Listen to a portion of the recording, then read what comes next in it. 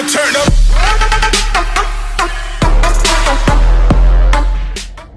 What up is Marcus Dynasty Football Dads. Welcome. Happy Mother's Day to all the moms here. Of course, my wife is a first-time mom. We just had our son Jackson about 6 weeks ago. And so I got her some flowers and some spa time because every mom needs that. So even if it's not your mom and it's your wife, they all deserve it. It's your kid's mom. And so they deserve something. And so that's just my little PSA, shout out, reminder. Hey, get your mom something or get your wife something in that regard. But we are going to be going through what to do in the upcoming months. Right now, we're in a lull. We just got done with draft time. We have months until basically training, well, not until training camp, but until preseason starts, until the season starts. So what can we do to start trying to get an edge into the season here? We have some rookie drafts going on, but some of you guys are done with rookie drafts, and you're like, well, what do we do now? We're kind of bored. I would say the biggest thing is to start reaching out to teams and getting players that were injured the previous year. And so these are the players like Kenny Golladay, like Courtland Sutton, like Saquon Barkley, players that were hurt last year that seem like their values have dropped and decreased. Saquon maybe not as much, but still Saquon previous to the start of last year was easily up in the realms of CMC. He was easily argued as the 101, basically the best running back in the league, at least fantasy production wise. And that has dipped down. CMC has taken over that spot pretty easily. But now you even have players like Jonathan Taylor, Dalvin Cook that are trying to dethrone that number 2 position. And so the biggest thing is to find these players. Courtland Sutton's one that, he tore up his knee. He was showing promises of being this huge third-year breakout. We have Kenny Golladay, who has now switched teams, but he was also injured primarily a lot of last year. So we are talking about lots of different players that maybe didn't end the year right, because right now everyone has these kind of bad, a little bit worse perceptions of some of these players. Even like a Chris Godwin, who was hurt a little bit last year, he was somebody that, I understand they brought Antonio Brown back, they brought Mike Evans back, but still, he was hurt a couple games. He broke his finger. I don't know how. I can't catch a ball with 10 good fingers. I couldn't imagine a broken finger with a plate or with a screw in it. I can't imagine that. So the big try to start trading for players that were hurt the previous year or disappointed and you think are going to have a rebound. There are plenty of players out there that will fill that. Number 2 is going to be fill the void. What do you see your team having an issue with now, or even like 4 or 5 weeks into the season? Is it running back depth? Is it wide receiver depth? Is it you have one quarterback and that is it? Where are you needing to fill the void? Especially if you're a contender team or if you're starting to contend, what players do you need to try to fill? And start gauging player values right now. Especially if you have a lot of draft picks, see where Chris Carson lies, see where Aaron Jones lies in some of these things. Like, see where some of these players are, even like a Josh Jacobs, whose value has dropped tremendously because of Kenyon Drake, or on the like, where does his value drop? Or Miles Sanders, who I feel like everyone's been writing off. Joe Mixon, another A, injury candidate previous year, and B, now a disappointing last year. Do you feel like he's going to rebound? There are so many different players. CEH, do you feel like, he can't rebound when you've never had it, but maybe he's somebody that you start going after. These are huge things. Just start getting feelers out there, starting to see where some of these players' values lie, and you can actually start stealing some of these players on 50, 75 cents on the dollar versus waiting until they start producing, and then if they produce the first 3 weeks into the season, their value's back to normal, and all of a sudden, it's like, well, good luck there. It's like stock. All of a sudden, you're trying to buy low, and if you wait too long, all of a sudden it spikes back up, and you're like, crap, now it's back to where it was. So that's what can happen. Another thing that you can start doing now is fixing league rules or dynasty rules.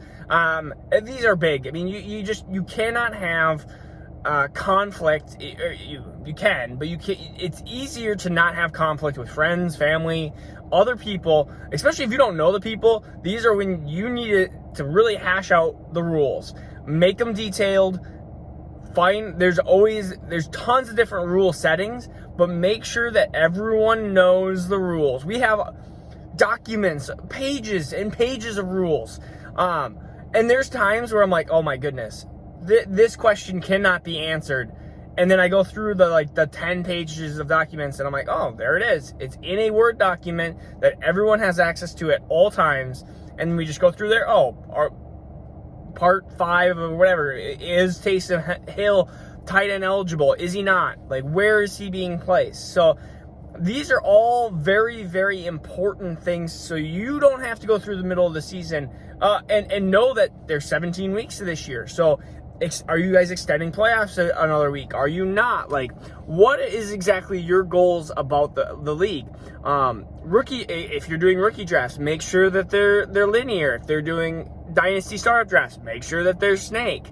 All these different things are important, and if you screw them up the first year, or if you screw them up and you keep screwing them up, then that's a problem. And also make it fun. Hopefully have the draft live. I know that some of these COVID rules are prohibiting, but I love having drafts live, draft is like the best day. Everyone thinks they're going to win.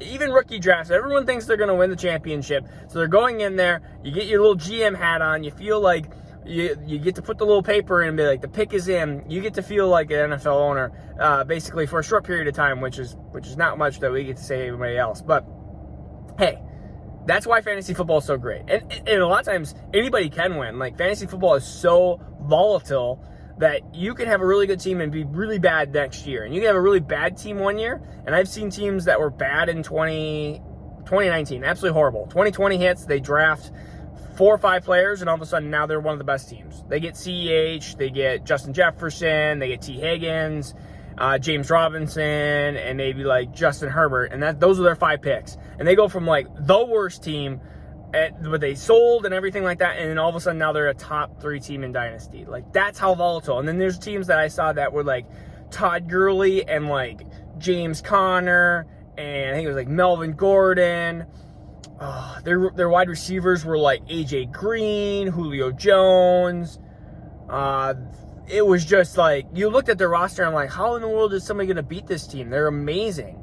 And then now you look at that team and you're like, ugh, that's horrible. I think maybe even David Johnson was on that team. They had everything. I mean, they literally had everything. I think they were coming off a championship team too. And I was like, and they started trying to sell some of the assets, and they sold a couple of them too late, a little bit too late. But they got some value for like Todd Gurley and stuff. But man, there was some, like, that team was just amazing. And I looked at it and I was like, how is he going to beat this team? And then all of a sudden, like 12 minutes later, we're like, man, that team's like one of the worst teams in the league now. Everyone just got super old. So fantasy football is volatile. It's fun. That's why I think it's so fun, because everyone can win any year. Well, not everyone can win. I mean, there's some teams that are really horrible and you know that they're not going to win. But like, I would say the majority, like, anybody can win in a 2-3 year stretch. So that's why rebuilding is so important, and hopefully just reloading, because rebuilding sucks. Reloading is fun. Reloading is when you start selling assets at the top of their game to get younger players, hoping that they're going to build higher. That would be like selling Julio and getting like a Justin Jefferson draft pick, and then, or like even a year prior, maybe getting like an AJ Brown or a Deebo Samuel or something, and you're trying to reload instead of rebuild. The rebuild is a lot tougher. So other things that you can do in the middle of the time, I mean, just make sure that you have the platform you want to be on, whether that's Sleeper or MFL, like just making sure that is all good with everybody. I honestly would keep a chat if you are friends and family, just close together, talking about trades. I always love stimulating trade ideas and things like that, because we want leagues to be active and fun, especially when some of us are part of 3, 4, 5, 10 leagues. And that's why I know a lot of people have talked about, are you going to do multiple leagues? Are you gonna do Dynasty Football Dads leagues? And yes, but am I going to do a ton? Probably not, or at least that I'm going to be participating in, because I want to be with you guys. I want to make sure that I'm giving 100% attention to those leagues. And I'm already in a lot of leagues. So like, if I'm above 10, that's going to be a problem. So I'm already a part of 2 family leagues, 2 more dynasty leagues, 5, 6, 7. I'm probably a part of like 7, 8 leagues. And I don't think I want to be a part of 10, 11, more than 10, 11 leagues, because you start missing things. I even missed some. and this is dumb, it happens, but the first week of the year, I didn't even check my kicker spot in one of my Dynasty leagues because I assumed he was going to be playing, and all of a sudden, like, Sunday night rolls around, I'm like, Pittsburgh's kicker's hurt? And I didn't have a kicker to replace him or whatever at that point, and I was like, all right, well, I guess I didn't have a kicker. And I actually lost by like a point, and that really sucked. So that's what happens when you are part of 6-7 leagues. All of a sudden, you start losing some focus. And what happens to everyone, I wish it didn't happen to everyone. I wish it didn't happen to me because I really would have liked that win, but it didn't cost me playoffs or anything, thank goodness. It was close. So I think being you have to, some people can be a part of 20 leagues. I have a full-time job. I am now a dad. So, like, I already know, like, and being part of the draft time, Dynasty startup drafts take forever. Like, I'm not going to have 40 hours. I'm not going to have 40 hours to probably do drafts this year. I'm probably going to have like 20 hours. I hopefully have more than that. Maybe I'm not going to have 100 hours. Maybe I'll have 40 hours. But I'm not going to have 100 hours, so I can't draft 50 million drafts and then not be a part, like, unless I do a part ownership with one. Like, if I do half and half, maybe I'll do that. Whatever. I don't know. Well, I'm still trying to think about what I want to do. We're at almost 750, 760 subscribers. I don't know how many we're at. We're at 700 something. We're slowly ticking our way. I think we're getting closer to 800 here. But I'm excited to get to 1,000 here. I really want to continue to build and build and build. Things also in the future that we're going to be doing is we're going to be doing some Patreon stuff. I think that's the way I'm going to do it. And we'll do Patreon specific giveaways too. And that's probably where I'll start doing bigger and bigger giveaways.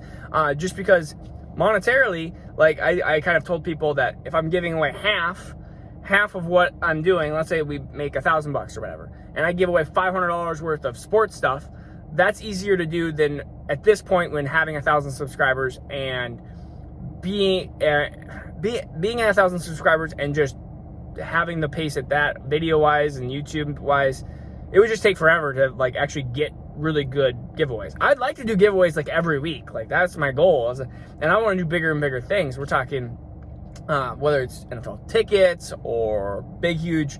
I'd like to even say, hey, win a whole basement, just like, let's say, what's your favorite team? And we'll just buy a bunch of different, whoever wins, let's say you're a Chiefs fan, we buy a bunch of signed Chiefs jerseys and Chiefs signs and stuff like that. Hopefully he's a Vikings fan because that'd be easy because I know what he would like. But we buy a bunch of that stuff. Like, you win a whole, like, basement decoration giveaway thing. Something along those lines. I think that'd be cool to start doing some of those giveaways, and then being a part of Patreon, we'd do, like, Dynasty rankings. We'd have people do, there's all sorts of different ideas. I'm not going to spoil everything. I have it all listed and written down, but those are some things to do. Right now, continue on to make sure to see if there's any buyers, sellers, or lowers or anything like that. But this is Marcus Dynasty Football Dads. We do daily Dynasty videos. Peace out. Have a good Mother's Day. All right. Take care. Now turn up.